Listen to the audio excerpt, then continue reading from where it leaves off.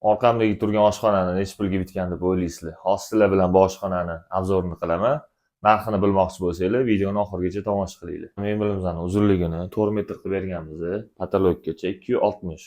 Ko'rayotgan bo'lsanglar, pastki qismini ochko'l rang qilib berganmiz. O'rta qismlarini yog'och teksturadan qilib berganmiz. Hammasi LMDF. Tortmalarga keladigan bo'lsak, tortmalari Müller, Tandem yopilishlariga e'tibor berasizlar. Go'li profillardan qilib berganmiz. Bu yoq qismimizda kargo butilishini qo'yib berganmiz. Ko'rayotgan bo'lsanglar, yopilishlariga e'tibor berasizlar. Tepa qismlari hammasi alyuminiy fasad. Hamma qulayliklarni inobatga olgan holda biz bu yoqga suxoy xavazinni qilib berganmiz.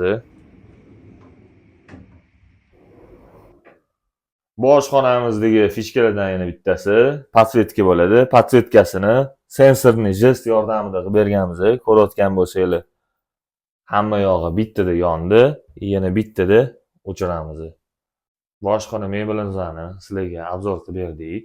Endi bu oshxona mebelimizni narxiga keladigan bo'lsak, bu oshxona mebelimizni narxi tushdi.